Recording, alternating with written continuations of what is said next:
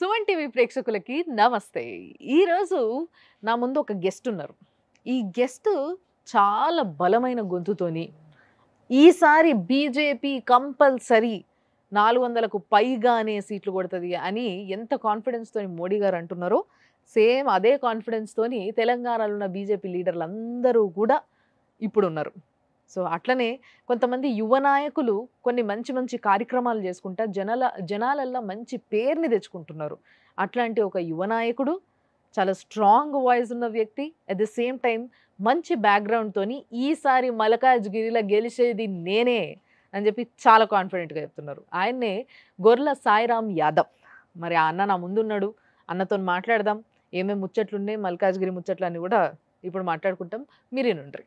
అన్న నమస్తే. ముకుందా జ్యువెలర్స్ తెలంగాణలో మొట్టమొదటి ఫ్యాక్టరీ అవుట్లెట్ మన కొత్తపేటలో ఫిబ్రవరి 14న గొప్ప శుభారంభం. నమస్తే. బాగున్నారా? బాగున్నానండి. మీరు ఎలా ఉన్నారు? నేను కూడా చాలా బాగున్నా. అసలు నేను ఇంతకుముందు మీరు విన్నప్పుడు అనుకున్నా అనమాట, అసలు మస్తు వాయిస్, అసలు స్ట్రెంగ్త్ ఉన్న వాయిస్, అంటే కంచు కంఠం అంటారు కదా, అలాంటి కంఠం. ఇలాంటి కంఠం చాలా చాలా ఇంపార్టెంట్ ఈ రోజున్న సమాజానికి. నాకు అదే అనిపించింది మీరు మాట్లాడుతుంటే. And at the same time ఇది మీలో ఎవరైనా గుర్తించారా ఇంతకుముందు? ఎందుకంటే బీజేపీలో ఇలాంటి గొంతున్నోళ్ళు ఇప్పుడు వరకు చాలా సక్సెస్ అవుతూ వచ్చిండ్రు. ఓకే. బండి సంజయ్ గారు కావచ్చు, అరవింద్ గారు కావచ్చు, కిషన్ రెడ్డి గారు, వీళ్ళంతా కొంచెం సాఫ్ట్ స్పోకెన్, కానీ ఈ కంచు కంఠాలు ఉన్నోళ్ళు మాత్రం అసలు విపరీతమైన హైలైట్ అవుతుంటారు.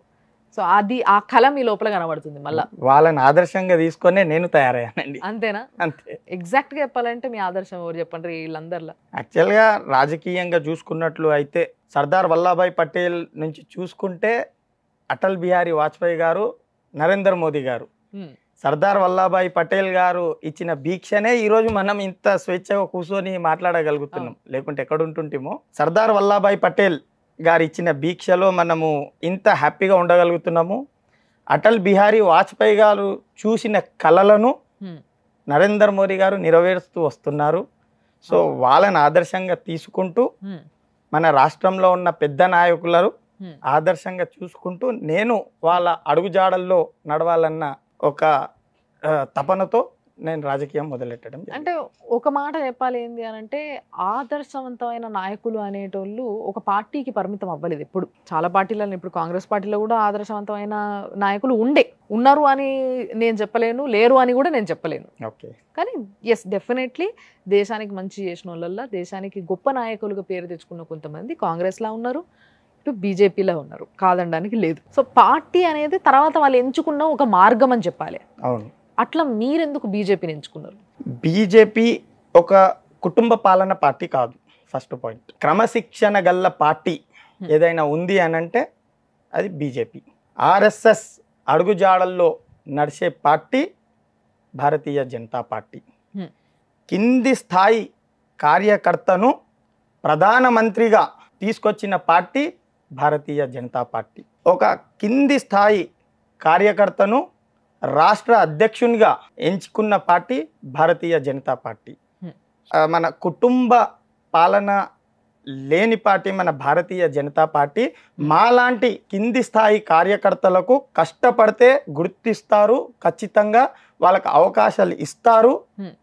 కాబట్టి మేము ప్రజల గొంతై ఏ విధంగా అయితే పోరాడతామో దానికి ప్రతిఫలం ఖచ్చితంగా దొరుకుతుంది అని అనుకుంటే అది కేవలం భారతీయ జనతా పార్టీ. పోరాటం అంటున్నారు కాబట్టి నాకు నిజంగా కొన్ని మీ యాక్ట్స్ గుర్తుకొస్తాయి. లైక్ బీజేవైఎం ధర్నాలు, దాంట్లో అయిన లొల్లులు, తర్వాత అరెస్ట్లు, ఇవన్నీ చాలా చూసిండ్రు మీరు కూడా. అంటే వీటన్నిటికీ కూడా మీరు రెడీ అయ్యిండ్రు అంటే ఒక పోరాటం చేయాలన్న స్పిరిట్ ఏదైతే మనిషి లోపల ఉంటుందో అది పుట్టడం ఎక్కడి నుంచి పుట్టింది అనేది మీరు చెప్పిండ్రు. కానీ ఇది కంటిన్యూ అవ్వాలంటే ప్రస్తుత రోజుల్లో మనకు ఆ కెపాసిటీ ఉండడం అనేది ఇంపార్టెంట్, రైట్? ఈ రోజుల్లో ఒక దానికోసం పోరాటం చేయాలి అంటే ఎన్నో వదులుకోవాలి ఒక మనిషి. అవునండి. మన లైఫ్ని, మన పర్సనల్ని, మన ఫ్యామిలీని, వీటన్నిటికీ కూడా కొంచెం దూరంగా ఉండాల్సి వస్తుంది కొన్ని సమయాలల్లో. సో వీటన్నిటిని కాదనుకుంటేనే ఒక ధర్నాకి కానీ ఒక పోరాటానికి కానీ దిగొచ్చు. సో ఈ మార్గాన్ని ఎంచుకొని దీంట్లో నడవడానికి మీకు సహకరించేటోళ్ళు ఎవరు?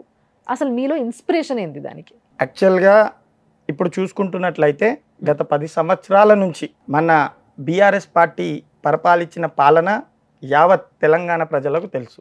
వాళ్ళు ఏ విధంగా అయితే మన తెలంగాణ ప్రజలను పూర్వంలో రజాకారులు, నిజాంలు మన స్త్రీలను కానీ మనలని ఒక బానిస బతుకులు భక్తుల్లాగా పెట్టి వాళ్ళని పరిపాలించినారు. వాళ్ళని ఆదర్శంగా తీసుకున్న మన కేసీఆర్ గారు అదే విధంగా నిజాం లాగా రజాకార్ల పరిపాలన చేయడం జరిగింది. ఏవైనా కానీ కూడా ఎలా అంటే జస్ట్ హామీలు ఇవ్వాలి, దాన్ని పక్కన పెట్టేసేయాలి. తెలంగాణ ప్రజలకు మోసం చేయాలి, మోసం చేసి ఎలక్షన్ కొట్లాడుకోవాలి, గెలవాలి, తర్వాత ప్రజల పట్ల లైట్ తీసుకొని వదిలేసేయాలి. సో అలాంటి సిచ్యువేషన్స్లో భారతీయ యువ మోర్చా BJY భారతీయ జనతా యువ మోర్చా ప్రతి అంశంపై ప్రజల గొంతై ప్రజల పట్ల పోరాటం చేయడం జరుగుతుంది. మీరు అంటున్నది ఆలోచిస్తుంటే నాకేమనిపిస్తుంది అంటే నిజంగా ఈ విషయంలో బీజేపీ సక్సెస్ అయిందనే అంటారా? ఇప్పుడు వరకు చూసిన దాంట్లో, ఇప్పుడు తెలంగాణలో ముఖ్యంగా మనం మాట్లాడుకుంటే ఓవరాల్గా కాకుండా తెలంగాణలో చేస్తున్న పోరాటం చాలా కనిపిస్తుంది బీజేపీది, కానీ సక్సెస్ రేట్ చాలా తక్కువ కనబడుతుంది. పేరు బాగా వినిపిస్తుంది కానీ ఓట్ల దగ్గరకు వచ్చేసరికి తక్కువ నంబర్ కనబడుతుంది. ఎందుకంటారు మరి?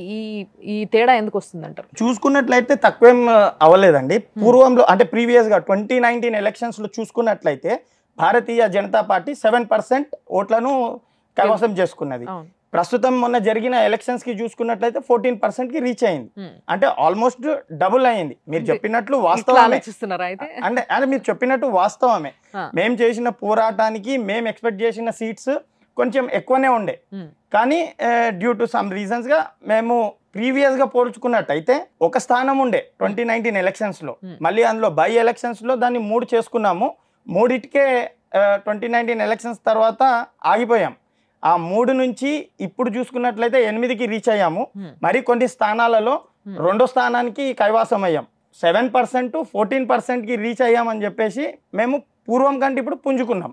ఖచ్చితంగా దాన్ని ఇంకా ఇంప్లిమెంట్ చేసుకుంటాం. ఇంకొక డౌట్ కూడా వస్తుంది ఇక్కడ. బేసిక్గా ఏంటంటన్నా, ఇన్ని సంవత్సరాలల్లో ఎప్పుడు లేనంత విధంగా మొన్న అసెంబ్లీ ఎలక్షన్స్లో బాగా పోరాటం కనిపించింది బీజేపీ నుంచి. అంతకుముందు ఎప్పుడైతే బీఆర్ఎస్కి టీడీపీ ఉండేనో, కాంగ్రెస్ ఉండేనో, ఆ టైంలో ఇప్పుడు కాంగ్రెస్ అయితే ఎప్పుడు పోటీ అయ్యే కదా బీజేపీకి, దానికి ముందు కాంగ్రెస్ ఉండే కదా బీఆర్ఎస్ కన్నా ముందు.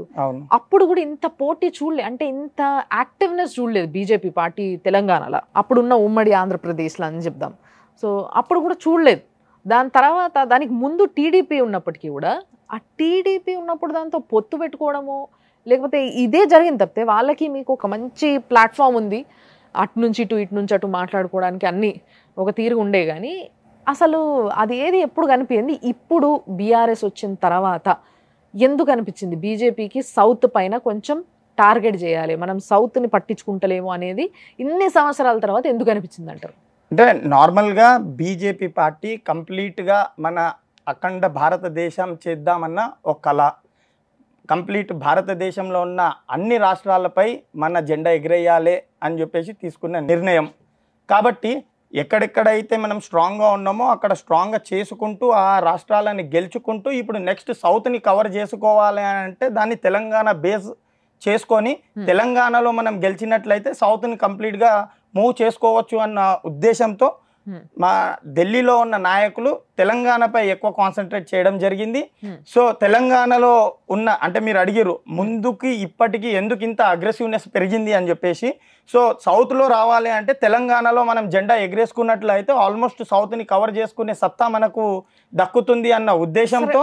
మీరు చెప్పిన మాటని నిజం అనుకుందాం, ఓకే, తెలంగాణలో స్ట్రాంగ్ ఉండి అగ్రెసివ్గా పోయి ఇక్కడ మనము సీట్లు కొట్టగలిగితే మనం సౌత్లో బలాన్ని పెంచుకున్నట్టే అని బీజేపీ ఆలోచించిందని అనుకుందాం.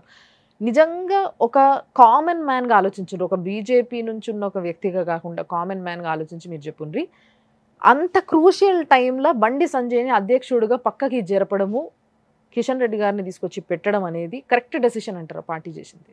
అంటే భారతీయ జనతా పార్టీ ఒక సిద్ధాంతంపై నడుస్తుంది.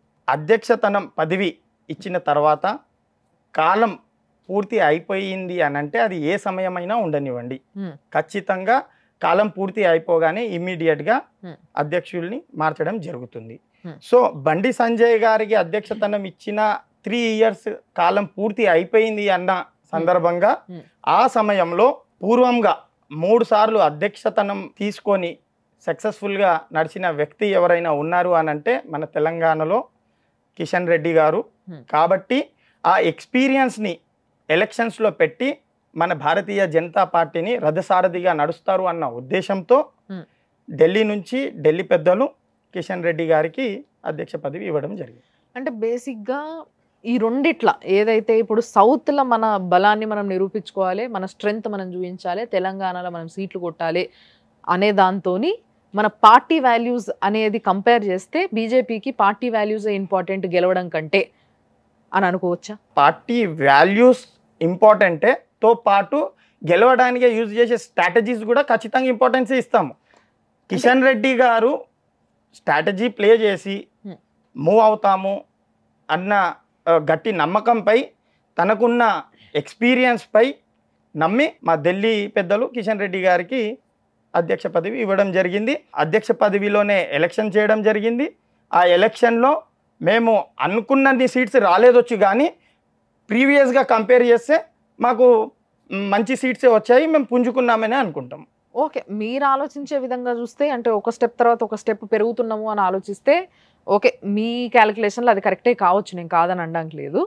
కానీ ఒక డౌట్ అయితే ఉంటుందన్న, ఇప్పుడు మీరు బేసిక్గా ఏ పార్టీలో అయినా గ్రౌండ్ లెవెల్ నుంచి వర్క్ చేసే లీడర్స్ ఎవరైతే ఉంటారో, మీలాగా పార్టీకి బలమైన క్యాండిడేట్స్ ఎవరైతే ఉంటారో వీళ్ళ నుంచి వచ్చే ఫీడ్బ్యాక్ చాలా గొప్పది. ఎందుకంటే వీళ్ళు ఇప్పుడిప్పుడే ఎదగడానికి ట్రై చేస్తుంటారు కాబట్టి ప్రజల మధ్యలో బాగా తిరుగుతుంటారు. సో వీళ్ళ దగ్గర ఏదైతే ఫీడ్బ్యాక్ ఉంటుందో అది పర్ఫెక్ట్ ఫీడ్బ్యాక్ అని చెప్పొచ్చు, మనం తీసుకోవచ్చు. వాళ్ళు ఒకవేళ గట్టిగా ఉన్నట్టుగా చెప్పగలిగితే కరెక్ట్ ఫీడ్బ్యాక్. ఒక కరెక్ట్ ఫీడ్బ్యాక్ మీరు కూడా ఒక మంచి గ్రౌండ్ లీడర్గా చెప్పుండ్రి. ఏదైతే టాక్ వినిపించిందో అదే అంటున్నాను నేను.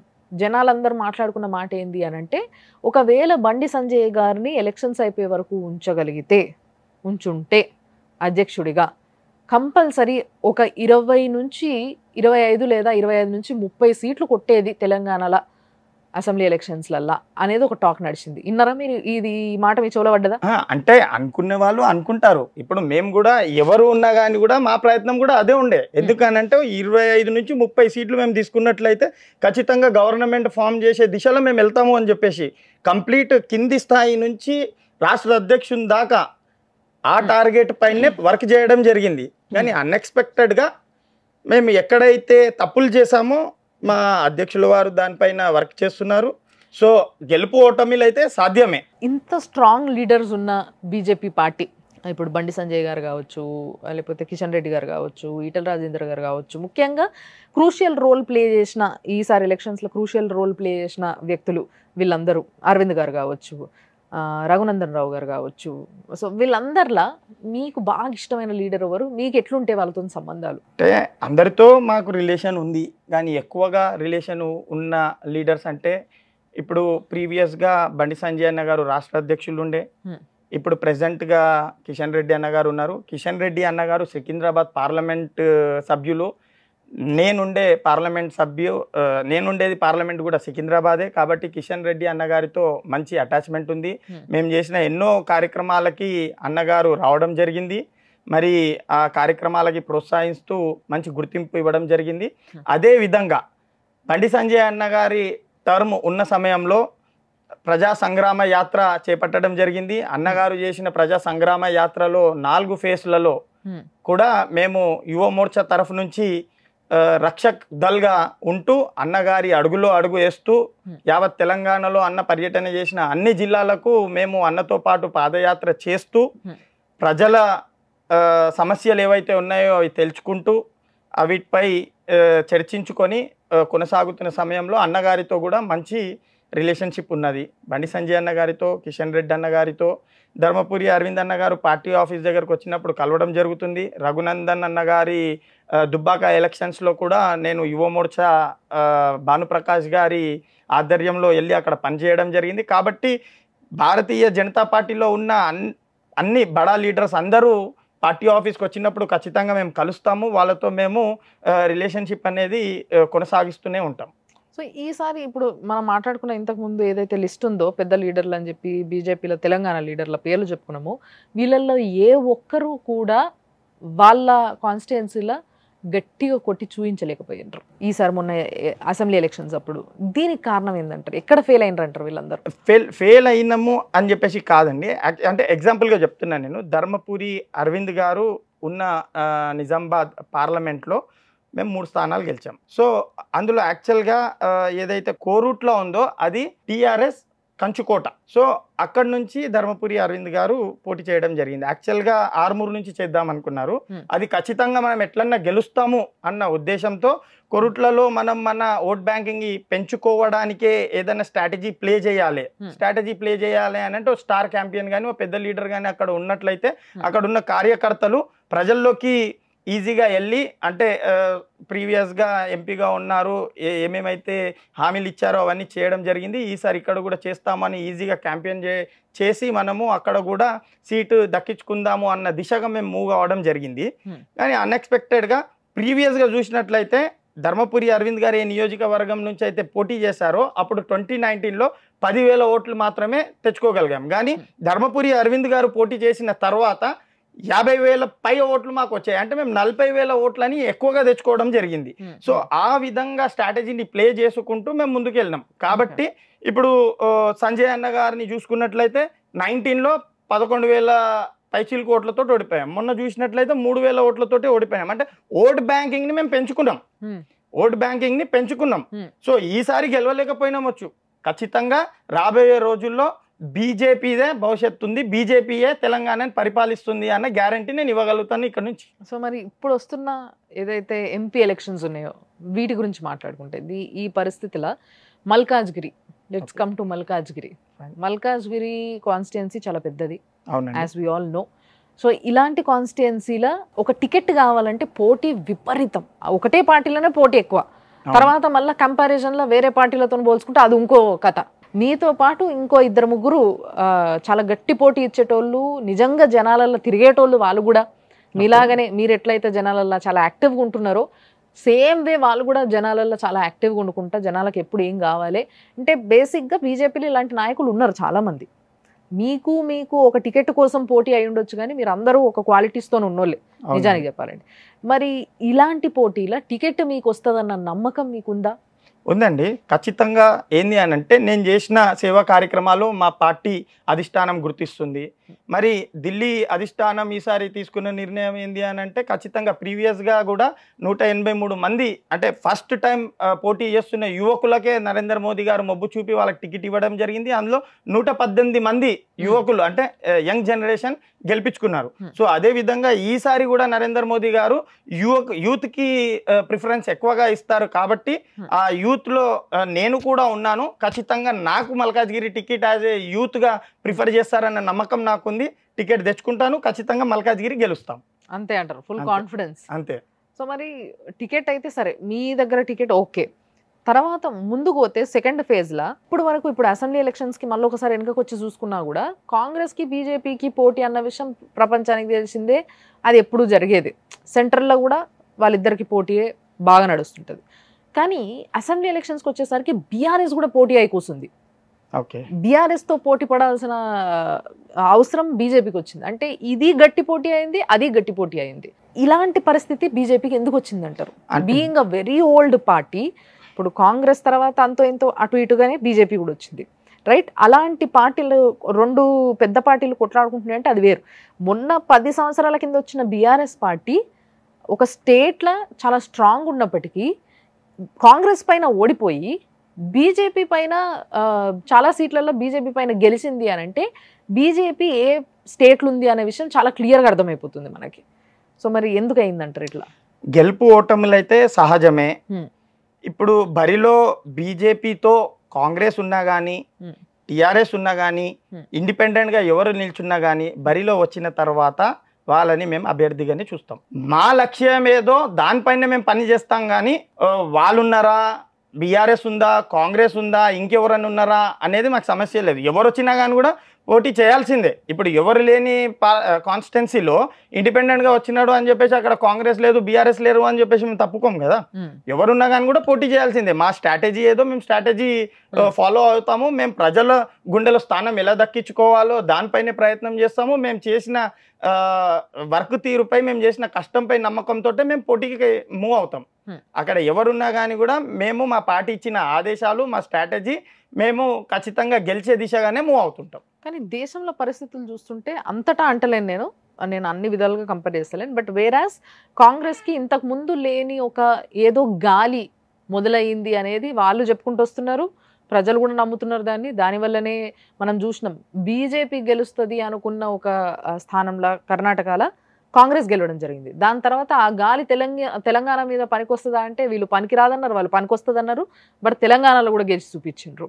సో ఇదే గాలి ఇప్పుడు సెంట్రల్ ఎలక్షన్స్ లో చూపిస్తుంది అంటారా? ఇప్పుడు మీరు కేవలం 2 రాష్ట్రాలలో గెలిచిన అనుకుంటున్నాను నేను, కానీ నేను చెప్తున్నా గాలి అదే మేడం, నేను కూడా అదే సమయంలో ఏ రోజైతే తెలంగాణ రిజల్ట్స్ వచ్చినాయో వేరే 3 రాష్ట్రాల రిజల్ట్స్ కూడా అదే రోజు వచ్చినాయి. అవును, మీరు మళ్ళీ దాని గురించి ఎందుకు మాట్లాడతలేరు? ఎందుకంటే నేను అదే చెప్తున్నా, మొదల నుంచి కూడా వీళ్ళు మొత్తం కాంగ్రెస్ ఎప్పుడైతే ఇక్కడ తెలంగాణ వచ్చిందో అప్పుడు ఒక్కసారిగా మటాషం అన్నది, అది మనందరికీ తెలుసు.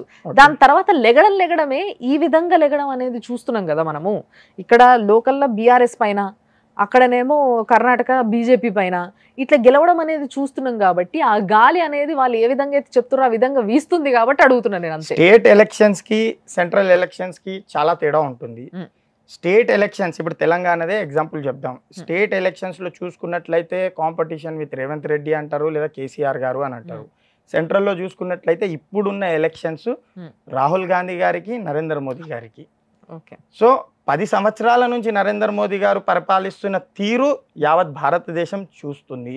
యావత్ భారతదేశమే కాదు, ప్రపంచం మొత్తం భారతదేశం సైడ్ తిరిగి చూసేలా తీర్చిదిద్దిన ఆదర్శ పురుషుడు నరేంద్ర మోదీ గారు.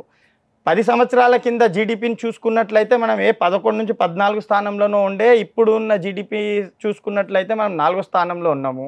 ప్రజలకి మంచిగా తెలుసు. మనం దానికి ఫస్ట్కి రావాలి అనుకుంటే ఖచ్చితంగా 3వసారి ముచ్చటగా నరేంద్ర మోదీ గారిని గెలిపించుకున్నట్లయితేనే మనం ఆ పొజిషన్కి రాగలుగుతామని చెప్పేసి. కోవిడ్ సిచ్యువేషన్లో చూసుకున్నట్లు అయితే యావత్ ప్రపంచానికే ఆదుకున్న వ్యక్తి నరేంద్ర మోదీ గారు.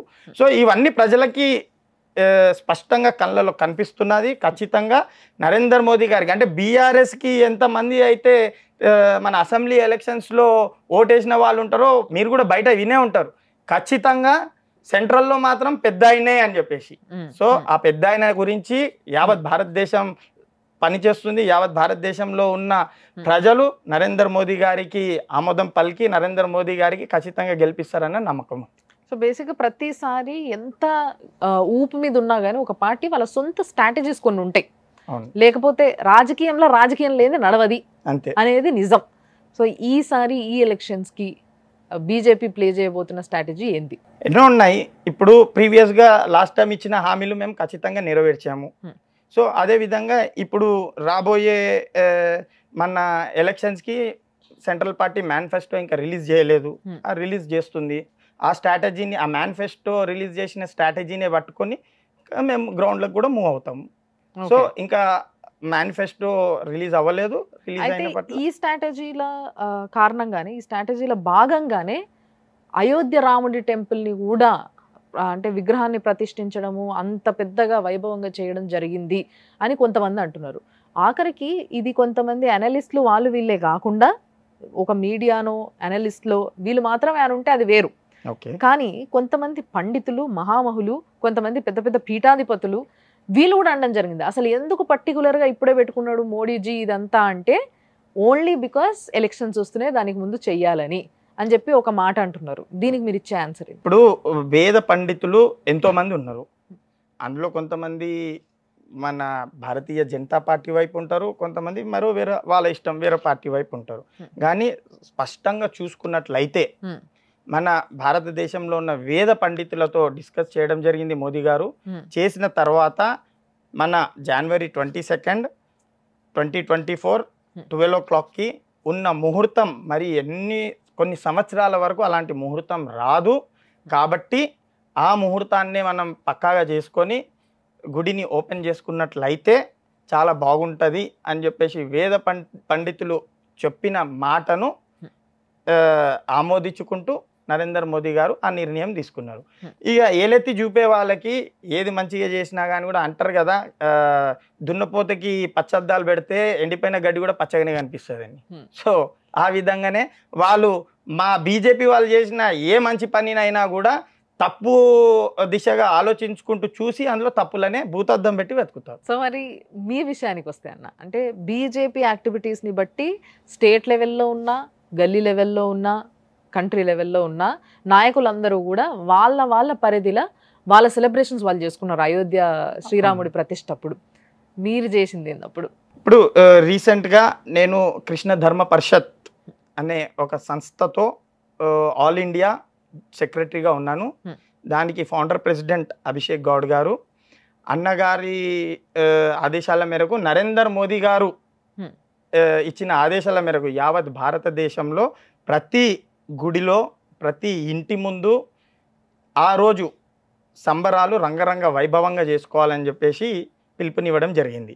దాన్ని దృష్టిలో పెట్టుకొని కృష్ణ ధర్మ పరిషత్ ఆధ్వర్యంలో తెలంగాణలోనే అతిపెద్ద వేదికగా రూపకల్పన చేసి ప్రసాద్ మల్టీప్లెక్స్ థియేటర్ పక్కకున్న హెచ్ఎండిఏ హుడా ప్లేస్లో ఆల్మోస్ట్ 1400 ఎస్ఎఫ్టి స్క్రీన్ వేసి అక్కడ కొన్ని వేల మందిని మనము ఇన్విటేషన్ చేసి పిలిపించుకొని శ్రీరామచంద్రుల వారి ఆర్ట్ను ఆ వేదిక మీద చూపించడం జరిగింది. మరియు మహాభారతాన్ని శాండ్ ఆర్ట్లో చూపించడం జరిగింది. అదేవిధంగా కొన్ని భజనలు కీర్తనలు చేసుకుంటూ రంగరంగ వైభవంగా సంబరాలు చేసుకొని ఆ రోజే తెలంగాణలో కృష్ణ ధర్మ పరిషత్ సంస్థని ప్రారంభించడం జరిగింది. మరి ఇప్పుడు ఈ డౌట్ వస్తుంది ఏంటంటే అన్న, నాకు కృష్ణ ధర్మ పరిషత్కి అధ్యక్షుడిగా అభిషేక్ గౌడ్ గారు ఉన్నారు. అవును, రైట్. ఆయనను కాదని మీరు టికెట్ ఎక్స్పెక్ట్ చేస్తున్నారు అని అంటే మీ అధ్యక్షుల వారు ఆయన అంటే మీకన్నా ఒక పెద్ద పొజిషన్లో ఉన్నారు, ఒక మీరు పెట్టుకున్న ఈ ఏదైతే పరిషత్ ఉందో దీంట్లో. అట్లాంటప్పుడు ఆయన ఎక్స్పెక్టేషన్ ఏముందో మనకు తెలియదు, అంటే మీకైతే తెలిసి ఉంటుంది కాబట్టి మీరే చెప్పుండ్రి. మరి ఆయనను కాదని మీరు టికెట్ ఎక్స్పెక్ట్ చేయడంలో ఏదైనా ఉందా? అంటే ఆయనను కాదు అని టికెట్ నేను ఎక్స్పెక్ట్ చేయలేదు. యాక్చువల్గా అన్నగారి కోసమే అని అనుకున్నాము.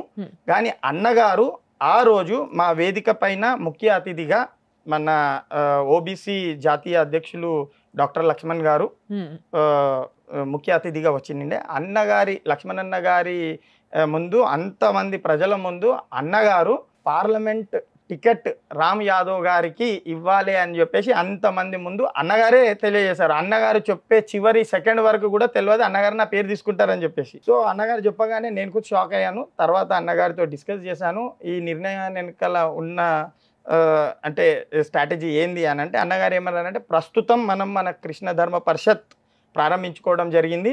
నేను మన కృష్ణ ధర్మ పరిషత్కి బలోపేతం చేయడానికే కంప్లీట్ సమయం కృష్ణ ధర్మ పరిషత్కే ఇవ్వడం జరుగుతుంది. కాబట్టి మన కృష్ణ ధర్మ పరిషత్ నుంచి నెక్స్ట్గా ఆ ప్లేసు ఎలిజిబుల్గా ఉన్న క్యాండిడేట్ ఎవరైనా ఉన్నారు అని అంటే అది నన్నే అని చెప్పేసి అన్నగారు గుర్తించి నా పేరు చెప్పడం జరిగింది. దానికి నేను ఎంతో సంతోషంగా ఉన్నాను. అన్నగారికి కృతజ్ఞతలు తెలుపుతున్నాను. దానికంటే ఇంకా వర్డ్స్ లేవుగా నాకు చెప్పుకోవడానికి. సో మీ మెయిన్ బలం ఎవరు అని అంటే అభిషేక్ గౌడ్ గారు అనొచ్చు. ఖచ్చితంగా. సో ఏ విధంగా ఆయన హెల్ప్ చేయడానికి మీకు రెడీగా ఉంటాడు ఎలక్షన్స్ ఏ విధంగా అయినా. సో మీరిద్దరు కలిసి మరి ఏం చేయబోతున్నారు ఈసారి మల్కాజ్గిరిలో? రేవంత్ రెడ్డి గారిని దించబోతున్నాం. వెరీ సింపుల్ ఇదంతా. అంటే ప్రజలు నిర్ణయించుకున్న తర్వాత ఏదైనా సాధ్యమే.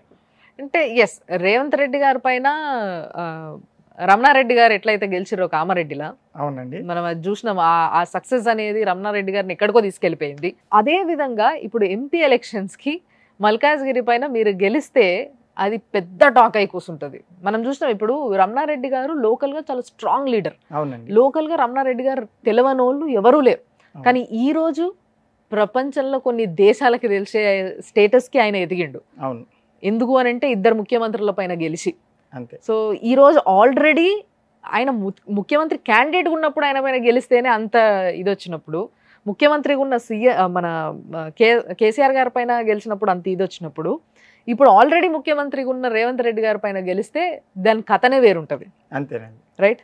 సో మరి దీనికి మీరు ఎలాంటి వ్యూహాలు పన్నుతున్నారు? సింపుల్ అండి. రేవంత్ రెడ్డి గారు మల్కాజ్గిరి పార్లమెంట్ గెలిచిన తర్వాత, మల్కాజ్గిరి ప్రజలు రేవంత్ రెడ్డిని గెలిపించుకున్న తర్వాత 5 సంవత్సరాలు పూర్తయ్యాయి. 5 సంవత్సరాలలో రేవంత్ రెడ్డి గారు మల్కాజ్గిరికి చేసిన పర్యటనలు ఎన్ని? రేవంత్ రెడ్డి గారు మల్కాజ్గిరిలో ఉన్న పేద ప్రజల సమస్యపై ఎప్పుడన్నా పరిష్కారం చేశారా? రేవంత్ రెడ్డి గారు 5 సంవత్సరాలలో చేసిన పని ఏదైనా ఉన్నది మల్కాజ్గిరిలో అంటే కేవలం ఆ డంపింగ్ యార్డ్ గురించి మాట్లాడడం. అది కూడా ఇప్పటి వరకు పూర్తిగా ఫినిష్ చేయలేదు, అది అండర్ ప్రాసెస్ లోనే ఉంది. కాబట్టి మల్కాజ్గిరి ప్రజలకి గట్టిగా తెలిసిపోయింది రేవంత్ రెడ్డి గారు కేవలం మాటలు చెప్పగలుగుతారు, ఏం చేయగలగరు అని చెప్పేసి. బీజేపీ ప్రస్తుతం అక్కడ ఉన్న కార్యకర్తలు కానీ మా పార్టీ బడ నాయకులు కానీ వాళ్ళు చేపట్టిన సంక్షేమ పథకాలు, సెంట్రల్ నుంచి వచ్చే పథకాలు ఏవైతే ఉన్నాయో వాటిపైన పేద ప్రజలకి ఎంతవరకు సాధ్యమైతే అంతవరకు చేర్చించడం జరిగింది.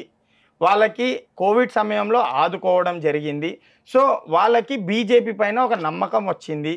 ఖచ్చితంగా మల్కాజ్గిరి ప్రజల గుండెలో బీజేపీ స్థానం దక్కించుకుంది అన్న గట్టి నమ్మకంపై ఎలా అయితే కామారెడ్డిలో 2 సీఎంలను ఓడగొట్టిన ఘనత మా బీజేపీకి ఉన్నదో అదే విధంగా మల్కాజ్గిరిలో కూడా సీఎంని ఓడగొట్టిన ఘనత కేవలం భారతీయ జనతా పార్టీతోటే సాధ్యం అని చెప్పేసి నిరూపించుకుంటామని చెప్పేసి తెలియజేస్తాం.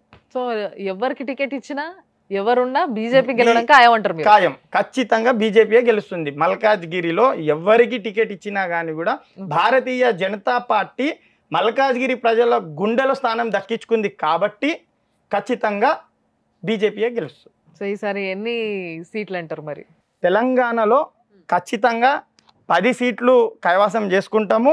మరియు నరేందర్ మోదీ గారు చెప్పినట్లుగా అప్కి బార్ 400 పార్, 400 కంటే దాటినా ఆశ్చర్యపోయేది లేదు. ఎందుకంటే భారతదేశంలో ఉన్న 140 కోట్ల ప్రజల గుండెలో నరేందర్ మోదీ గారు స్థానం దక్కించుకున్నారు. సో ఈసారి ఆ నమ్మకం ఉంది, లాస్ట్ టైం కన్నా ఈసారి ఎక్కువ సీట్లు, ముఖ్యంగా 400 పైనే అనే కాన్ఫిడెన్స్ తో ఉంది బీజేపీ అంటారు. అంతేనండి, ఖచ్చితంగా. అండ్ ఇంకొక విషయం, తెలంగాణ విషయానికి వచ్చేసరికి ముఖ్యంగా బీజేపీ అనగానే మనకి ఏదైతే భాగ్యలక్ష్మి టెంపుల్ ఉందో చార్మినార్ దగ్గర అదే గుర్తుకొస్తుంది. సో బండి సంజయ్ అన్న కూడా గతంలో ఒకసారి అన్నారు, భాగ్యలక్ష్మి అమ్మవారి టెంపుల్ని మేము దత్తత తీసుకుంటాము అని చెప్పేసి. ఏ కార్యక్రమం మొదలు పెట్టినా అక్కడి నుంచే మొదలు పెట్టడం అనేది బీజేపీకి అలవాటు ఉన్నది.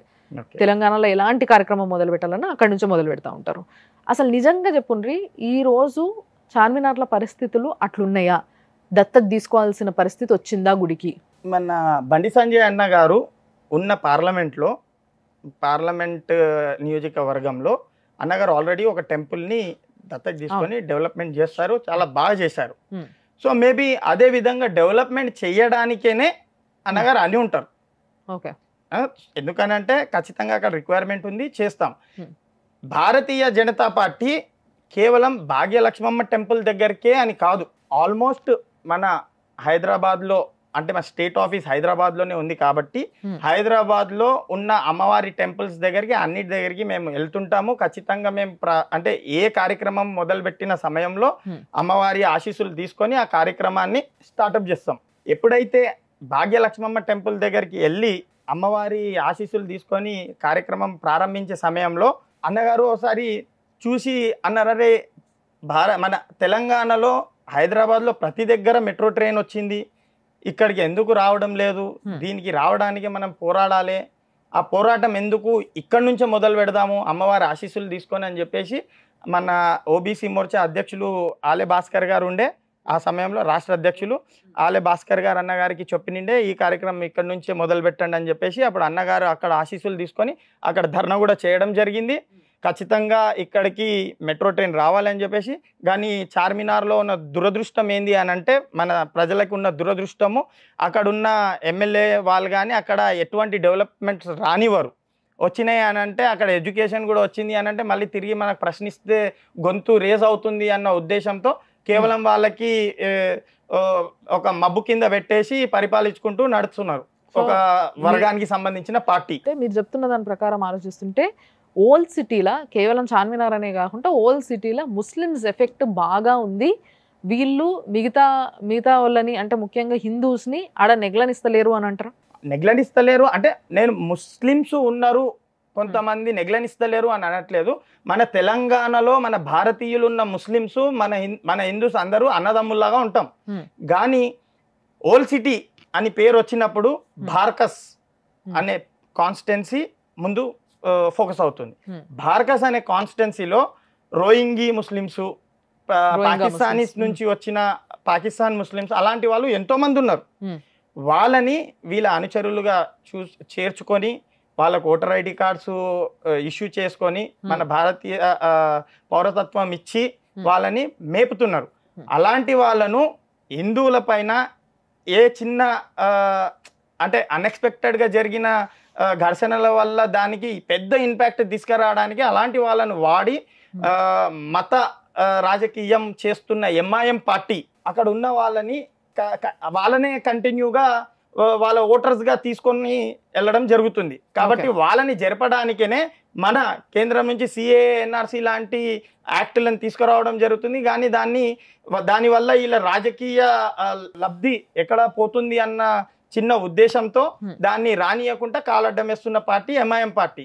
సో ఇప్పుడు జరగబోయే ఎలక్షన్స్లో గెలిచిన తర్వాత ఖచ్చితంగా ఈ సిఏ, ఎన్ఆర్సీ తీసుకొని వచ్చి ఇలాంటి బయటి దేశం నుంచి ఉన్న ముస్లిమ్స్ల వల్ల మన భారతీయ ముస్లిమ్స్లకు బెనిఫిట్స్ తగ్గిపోతున్నాయి. కాబట్టి వీళ్ళని గుర్తించి వీళ్ళని తరిమి కొట్టడానికి ప్రయత్నం చేస్తాం. సో ఈ విషయాన్ని కన్వే చేయడంలో బీజేపీ సక్సెస్ అయిందంటారా మరి ఇప్పుడు వరకు? అంటే మీరు ఎంత క్లియర్గా చెప్పినరో, ఇప్పుడు ఇక్కడున్న ముస్లిమ్స్, ఇక్కడి ముస్లిమ్స్ అంతా కూడా అన్నతమ్ముళ్ళ అంటోళ్ళు మనకి. కాబట్టి వాళ్ళకి జరగాల్సిన ఏవైతే వాళ్ళకి కావాల్సిన పదవులు కావచ్చు, లేకపోతే వాళ్ళకి కావాల్సిన అడ్వాంటేజ్ కావచ్చు, వాళ్ళకి దక్కాల్సిన ఏదైతే స్పెషల్ ఇవి కావచ్చు, అవి వాళ్ళకి దక్కకుండా ఎక్కడి నుంచో తీసుకొచ్చి పెట్టుకున్న పాకిస్తాన్ ముస్లిమ్స్, లేకపోతే మీరు అన్నట్టుగా రోహింగ్యాస్, వీళ్ళందరికీ ఇవ్వడం జరుగుతుంది. ఎంఐఎం ఇలాంటి ఒక కార్డ్ ప్లే చేస్తుంది అని మీరు అంటున్నారు క్లియర్గా. సో ఈ కార్డ్ ప్లే చేస్తుంది అని మీరు అంటున్నారు. వాళ్ళేమో ప్రతిపక్షంగా మీకు నిలుస్తూ వాళ్ళు ఏమంటున్నారు అని అంటే, భాగ్యలక్ష్మి అమ్మగారి టెంపుల్ ఏదైతే ఉందో ఆ అమ్మవారి టెంపుల్ని వీళ్ళు ఒక మత రాజకీయంగా దీన్ని వాడుకుంటున్నారు. టెంపుల్ని, అమ్మవారిని వీళ్ళే రాజకీయానికి వాడుకుంటున్నారు అని వాళ్ళు అంటున్నారు. మరి మీరేమంటారు? అంటే ఇప్పుడు అమ్మవారి టెంపుల్ చార్మినార్ దగ్గర ఉంది. అక్కడ చుట్టుముట్టు ముస్లిమ్స్ వాళ్ళు ఉన్నారు. ఇక ముస్లిమ్స్ వారు ఉన్నంత మాత్రాన ఇక మేము అక్కడికి వెళ్ళొద్దా? మేము వెళ్ళి పూజలు చేసుకుంటున్నాము. మా హిందూ సాంప్రదాయం ప్రకారంగా మేము పూజలు చేసుకుంటున్నాము. మేము ఏదైతే సంబరాలు చేసుకోవాలో సంబరాలు చేసుకున్నాము. దాంతో వాళ్ళకి వచ్చిన ప్రాబ్లం ఏంది? ఏదైతే మా సాంప్రదాయం మాకు నేర్పించిందో దాన్ని మేము పాటిస్తున్నాము. అలాంటి పనులు మేము చేసుకుంటున్న సమయంలో కూడా దాన్ని భూతద్దంతో పెట్టి చూసి ఇది రాజకీయమే చేస్తుర్రు అని చెప్పేసి దాన్ని రాజకీయ కలర్ రుద్దితే దానికి మేమేం చేయలేము. సో మీకైతే వాళ్ళు చేసేదే మత రాజకీయం అని మీరు క్లియర్గా చెప్పగలుగుతారు? అవును, క్లియర్గా చెప్తాను. సరే, ఇప్పుడు నేను సుమన్ టీవీ వేదికగా మీకు అడుగుదాం అనుకుంటున్నా. ఏదైతే మీరు ఇందాక అన్నారు, మీరన్న సెంటెన్స్ ఇది, అక్కడి నుంచి ఇక్కడ నుంచి వచ్చిన ముస్లిమ్స్ ఎవరైతే ఉన్నారో, దేశానికి హానికరమైన ముస్లిమ్స్ ఎవరైతే ఉన్నారో వాళ్ళ వల్ల ఇక్కడున్న ముస్లిమ్స్కి బాగా ఎఫెక్ట్ అవుతుంది, వాళ్ళకి దక్కాల్సినవి వాళ్ళకి దక్కుతలేవు, అర్థం చేసుకోండి అనేది మీ మాట. సో వాళ్ళకి ఏ విధంగా మీరు కన్విన్స్ చేస్తారు అనేది ఒకసారి చెప్పండి. అంటే ఏం చెప్తే వాళ్ళకి అర్థమవుతుంది అనేది మీ ఉద్దేశం? వాళ్ళు ఏం లూజ్ అవుతున్నారు? ఇప్పుడు ఎగ్జాంపుల్ చెప్తానండి. మన సెంట్రల్ నుంచి పథకం ఏదైనా మనం లాంచ్ చేయడం జరిగింది. ఎగ్జాంపుల్గా 100 మందికి కేటాయించాలి. 100 మందికి కేటాయించాలి అన్నప్పుడు మనం దానికి ఒక గైడ్ లైన్స్ ఉంటుంది. అప్లికేషన్స్ తీసుకుంటాం. ఇప్పుడు అప్లికేషన్ తీసుకునేటప్పుడు Aadhaar card, PAN card, Aadhaar card, PAN card is must. So మీ దగ్గర ఆధార్ కార్డ్, పాన్ కార్డ్ ఉంటుంది, వాళ్ళ దగ్గర ఆధార్ కార్డ్, పాన్ కార్డ్ ఉంటుంది. మీరు మైనారిటీయే, వాళ్ళు మైనారిటీయే. అక్కడ నుంచో 50 ఫార్మ్స్, అక్కడ నుంచో 100 ఫార్మ్స్ వస్తాయి, ఇక్కడ నుంచో 100 ఫార్మ్స్ వస్తాయి. మనకున్న బడ్జెట్ ఎంత? 100 మందికి ఇవ్వాల్సిందే. సో అందులో నుంచి మనము సర్వే చేసుకొని ఎలిజిబుల్ ఉన్న వాళ్ళకి తీస్తాము. ఇక్కడ నుంచో 50 వాళ్ళు వస్తారు, 50 మందికి వస్తుంది, అక్కడ నుంచో 50 మందికి వస్తుంది. సో 50 మందికి ఇప్పుడు లాస్ అయినట్టే కదా. అక్కడ మన భారతీయులు కాని ముస్లిమ్స్ కి సెంట్రల్ గవర్నమెంట్ ఇచ్చిన స్కీమ్ వాళ్ళకి ఎలిజిబుల్ అవుతుంది. మనము కేటాయించిన బడ్జెట్ 100 మందికి, ఇక్కడ 50 మందికి అందుతుంది, అక్కడ 50 మందికి అందుతుంది, 100 మందిది కోట ఖతం అయిపోయింది. ఇప్పుడు మన ఇక్కడ నుంచి ఉన్న భారతీయులు ఉన్న ముస్లిమ్స్ మిగిలిన 50 మందిది కోట వాళ్ళకి వెళ్ళినట్టే కదా. సో ఆ విధంగా లాస్ అవుతుంది. కాబట్టి ఈ యాక్ట్ని అమలు చేసినట్లయితే ఎవరైతే మన భారతీయులు కారో వాళ్ళని వాళ్ళ దేశానికి తరిమి కొట్టడం జరుగుతుంది. మన భారతీయులకి మనం గుర్తించుకొని మన బడ్జెట్ మన వాళ్ళకి అందించేలా ఆ యాక్ట్ని తీసుకురావడం జరుగుతుంది. సో ఈ విధంగా హెల్ప్ అవుతుంది అని అంటారు. అవునండి. సో మరి ఇప్పుడు వరకు మనకి గతంలో ఎప్పుడు చూసినా కానీ ముఖ్యంగా ఇలాంటి కాన్స్టిట్యున్సీలు, పాత బస్తీ లాంటి కాన్స్టిట్యున్సీలో ఇప్పుడు రాజాసింగ్ గారి పేరు మనకి ఎప్పుడు వినబడుతుంది. అవునండి. ఆయన పేరు లేనిది, ఆయన గెలుపు లేనిది అసలు బీజేపీ పార్టీ తెలంగాణలో లేదు అని అనుకుంటారు చాలా మంది. అలాంటి గెలుపు అయినది. అవునండి. సో అలాంటి వ్యక్తులు ఓల్డ్ సిటీలో ఎంతో మంది అవసరం ఇప్పుడు బీజేపీకి. అవును. రైట్. సో అలాంటి వ్యక్తిగా మీరు మారబోతుంటారా? తప్పకుండా. ఇప్పుడు నేను సేవ చేద్దామని చెప్పేసి పార్టీలోకి రావడం జరిగింది. ఆ సేవ చేసుకోవడానికే ఎక్కడి వరకైనా దిగజారడానికి మేము సిద్ధంగా. సో మరి ఈసారి ఎలక్షన్స్కి మళ్ళొకసారి మీ యొక్క ఏదైతే ప్లాన్ ఉందో ఆ ప్లాన్ ప్రకారము మీరు ఎట్లా టార్గెట్ చేస్తున్నారు, మీరు చేసే సేవ ఏవైతే ఉన్నాయో మీ సేవా కార్యక్రమాలు ఇవన్నీ కూడా మీకు ఎట్లా హెల్ప్ అవుతాయి అనుకుంటున్నారు ఈ ఎలక్షన్స్కి? ఇప్పుడు మేము పని తీరు ఏ విధంగా ఉంటుంది అని అంటే, మా పర్సనల్గా ఏదైతే మేము సేవ చేయగలుగుతామో దాన్ని కంటిన్యూ చేసుకుంటూ సెంట్రల్ గవర్నమెంట్ ఇచ్చిన స్కీమ్స్ కింది స్థాయి చివరి భారతీయునికి అందేలా ఖచ్చితంగా మేము దాన్ని పాటిస్తూ, ఎగ్జాంపుల్ ఎలా అనంటే ఇప్పుడు హాస్పిటలైజ్లో అయిన పేషెంట్స్ ఉంటారు, వాళ్ళకు ఎన్నో విధాలుగా ఇబ్బందులు జరుగుతున్నాయి. ఆయుష్మాన్ భారత్ గురించి వాళ్ళకి ఐడియా ఉండదు. సో ఆయుష్మాన్ భారత్ స్కీమ్ ఉంది, దీన్ని మీరు వాడుకున్నట్లయితే మీకు ఉచితంగా ట్రీట్మెంట్ అవుతుందని చెప్పేసి ఆ స్కీమ్ని వాళ్ళని అందించడం జరుగుతుంది. సో అదే విధంగా ఇంకెన్నో ఉన్నాయి. టోటల్గా నరేంద్ర మోదీ గారు మన భారతదేశానికి ఎటువంటి కిసాన్ ఫసల్ బీమా యోజన అని కిసాన్లకి, మళ్ళీ ఆడపడుచులకు చూసుకున్నట్లయితే బేటీ బచావ్ బేటీ పడావ్, మళ్ళీ ఇలాంటి ఎన్నో స్కీమ్స్ ఉన్నాయి. ఆ స్కీమ్స్ అన్నీ అందరికీ అందేలా మేము గత 4 సంవత్సరాలు 5 సంవత్సరాల నుంచి కంటిన్యూగా ఎలక్షన్స్ ఉన్నా లేకున్నా కానీ కింది స్థాయి కార్యకర్తలు అందరూ ఆ విధంగా పని చేసుకుంటూ ప్రజల్లోకి వెళ్తున్నాము. సో రాబోయే రోజుల్లో ఇంకా ఇలాంటివి ఎన్నో వస్తాయి. నరేంద్ర మోదీ గారు ఆ స్కీమ్స్ని లాంచ్ చేస్తారు. ఖచ్చితంగా వీటిని మీ ఉపయోగానికే వాడడం జరుగుతుంది.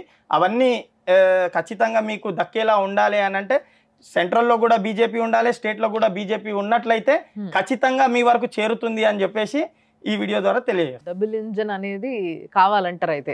తప్పకుండా కావాలండి. డబుల్ ఇంజన్ సర్కార్ వస్తే ఇలాంటి వేరే రిలీజన్ అంటే వేరే పార్టీలు ఏవైతే రాష్ట్రాన్ని పరిపాలిస్తున్నాయో వాళ్ళు ఎక్కడ వాళ్ళకి ఓటర్స్ సింపథైజ్ అవుతారని చెప్పేసి కాలడ్డం వేసి అలాంటి స్కీమ్స్ని ఇక్కడ వరకు రానియకుండా పేర్లు మార్చి రూపకల్పన చెరిపేసి దాన్ని ప్రజలకి కన్ఫ్యూజ్ చేసే పనిలో ఉన్నారు. సో అవన్నీ కాకుండా డైరెక్ట్ సెంట్రల్ నుంచి వచ్చేది ప్రజల వరకు చేరాలి అని అంటే ఖచ్చితంగా డబుల్ ఇంజన్ సర్కార్ రావాలి. అండ్ మీ పర్సనల్ లైఫ్ విషయానికి వస్తే సార్, అంటే బేసిక్గా ఒక వ్యక్తికి ఈ మధ్య పార్టీల స్థానానికే కావచ్చు, జనాల మనసుల స్థానానికే కావచ్చు, ఆయన పర్సనల్ లైఫ్ని కూడా కన్సిడర్ చేస్తారు అందరూ. సో మీ లైఫ్ ఎట్లుంటుంది? మీ ఫ్యామిలీ బీజేపీకి ఏ విధంగా సపోర్ట్ చేస్తుంది? మీకు ఏ విధంగా సపోర్ట్ చేస్తుంది? మా ఫ్యామిలీ కంప్లీట్ ముందటి నుంచి బీజేపీకే సపోర్ట్ చేస్తుంది. ఖచ్చితంగా నాకు సపోర్ట్ చేస్తుంది. నేను చేసే కార్యక్రమాలు కానీ నాతో అయినంత మట్టుకు ఇప్పటిదాకా ప్రజల్లో నేను వెళ్ళడానికే ధైర్యం శైర్యం మొత్తం మా ఫ్యామిలీ వాళ్ళు నా ఎన్నుకుండి నాకు ఎటువంటి ఇబ్బంది కాకుండా నేను ఎంత సమయం పార్టీకి ఇచ్చినా కానీ కూడా ఎందుకు అని క్వశ్చన్ రేజ్ చేయకుండా నన్ను సపోర్ట్ చేస్తూ ముందుకు వెళ్ళాలి అని చెప్పేసి వాళ్ళు నాకు పుషిస్తారు. ఖచ్చితంగా నేను చేయబట్టే కార్యక్రమాలు అన్నిటికీ నా కుటుంబ సభ్యుల సహకారం ఉంటుంది. అండ్ నేను విన్నది ఏంటంటే మీరు ఇంటర్మీడియట్కే చదువు ఆపేసిండ్రా నిన్న. ఓకే. ఎందుకు ఆపాల్సి వచ్చిందంటారు? ఎందుకంటే మీకున్న ఏదైతే పట్టుదలకి పోరాట ఇది క్వాలిటీస్ ఏవైతే ఉన్నాయో వీటికి చదువు కూడా తోడైతే వేరేలా ఉంటుండే అని అనిపించింది నాకు. మీరేమంటారు? మీ ఉద్దేశం ఎందుకు ఆపేశారు? అంటే నేను ఇంటర్మీడియట్లో ఉన్న సమయంలో ఇంటర్మీడియట్ కంప్లీట్ అయిపోయి డిగ్రీ కూడా చేశాను, కానీ డిగ్రీ కంప్లీట్ చేయలేదు, డిస్కంటిన్యూ చేయాల్సి వచ్చింది. ఓకే. దేని గురించి అని అంటే ఆ డిగ్రీ చేసే సమయంలో ఫాదర్కి కాల్కి ఎలిఫెంటాసిస్ అనే డిసీజ్ వచ్చిందంటే కాలు వాపడం వల్ల ఆపరేషన్ చేయడం జరిగింది. సో ఆ సమయంలో డాడీ అంటే చాలా రోజుల వరకు బెడ్ రెస్ట్ తీసుకోవడం జరిగింది. ఆ సమయంలో బిజినెస్ చూసుకునే వాళ్ళు ఎవరు లేక నేను బిజినెస్కి సమయం ఇవ్వడం జరిగింది. ఆ సమయంలో నేను కనుక బిజినెస్లోకి వెళ్ళకపోయి ఉంటే నా ఫ్యామిలీ ఫైనాన్షియల్గా కొలాప్స్ అయ్యే సిచ్యువేషన్ వచ్చింది. కాబట్టి ఆ బిజినెస్ని కాపాడుకొని ఈరోజు మా ఫ్యామిలీని నేను చాలా మంచి పొజిషన్ వరకు తీసుకొని వెళ్ళాను. ఆ బిజినెస్ కంటిన్యూ చేసుకుంటూ దాంతోపాటు మరో బిజినెస్ డైరీ ప్రోడక్ట్ నాన్నని బిజినెస్ కూడా మంచిగా చేసుకున్నారు. యాడ్ చేసుకుంటూ ఎదగడం జరిగింది. మరి ఏం బిజినెస్లు మీకు ఏమేం బిజినెస్లు ఉన్నాయి? అంటే ప్రీవియస్ గా డాడీ ఉన్న సమయంలో హోటల్ బిజినెస్ ఉండే. Hmm. ఆ హోటల్ బిజినెస్ ఇప్పుడు హోటల్ లీజ్ కి ఇచ్చేసి కోటిలో టిఫిన్ సెంటర్స్ అన్ని ఉన్నాయి. ఆ టిఫిన్ సెంటర్స్ రన్ చేస్తాను. నేను పర్సనల్ గా చేసేది dairy products business. So dairy products కూడా మీరు చేస్తున్నారు కాబట్టి ఈ విధంగా ఆలోచిస్తే హోటళ్ళు డైరీ ప్రోడక్ట్స్ అంటే మంచి గట్టిగానే సంపాదించారు. అవును, సంపాదిస్తాను. సో ఈ గట్టిగా సంపాదించిన సంపాదన అంతా తీసుకొని ఇప్పుడు రాజకీయాలలో పెట్టబోతున్నారు. అంటే నేను ప్రీవియస్ గానే డిసైడ్ అయిపోయాను, ఎంతైతే సంపాదిస్తానో అందులో నుంచి 15% తీసి నేను రాజకీయానికి పెడతానని. ఖచ్చితంగా ఎంతైతే సంపాదించానో అందులో నుంచి 15% తీస్తాను, తీసి మన రాజకీయం దానికి యూజ్ చేస్తాను. అంతేగాని ఇక ఎట్లా అనంటే వచ్చిందంతా ఇంట్లోనే పెట్టేసేయాలి, లేదు ఇంట్లోకి వెళ్ళి తీసి అందులో పెట్టేయాలి అని చెప్పేసి కాదు. నేను ఖచ్చితంగా నా గైడ్ లైన్స్ ఏవైతే నేను గీసుకున్నానో అవి పాటిస్తాను. సో మీ పరిధిలో మీరు ఏదైతే ఆలోచించిండ్రో ఇది జరగాలంటే ప్రజలందరి దీవెన మీకు కావాలి. అవునండి. సో వాళ్ళందరి దీవెన కోసం వాళ్ళకి మీరు ఏం చెప్పబోతున్నారు? మల్కాజ్గిరి ప్రజలకు ఈ వీడియో ద్వారా తెలియజేసుకుంది ఏంటంటే, నన్ను మీ కుటుంబ సభ్యునిలాగా, చిన్న తమ్మునిలాగో, అన్నలాగో, మీ కుటుంబ సభ్యునిలాగా చేర్చుకొని రాబోయే ఎలక్షన్స్లో బీజేపీ పార్టీకి ఓటేసి నరేందర్ మోదీ గారు సెంట్రల్లో 3వ ముచ్చటగా మన దేశాన్ని పరిపాలించేలా ఆమోదిస్తారని చెప్పేసి కోరుకుంటూ ధన్యవాదాలు తెలుసుకుంటున్నాను. థ్యాంక్ యూ అన్న. ఆల్ ది బెస్ట్ మీకు కూడా. మీరు అనుకుంటున్న అన్నీ జరగాలని మేము కూడా కోరుకుంటున్నాం. అందరూ బాగుండాలని కోరుకుంటున్నాం. థ్యాంక్స్ అలాట్ మీరు వచ్చినందుకు, టైం ఇచ్చినందుకు. Thank you. మళ్ళా కలుద్దాం. అందరూ బాగుండాలి, అందులో మీరు ఉండాలి, నేను ఉండాలి. థ్యాంక్ యూ అన్న. Thank you.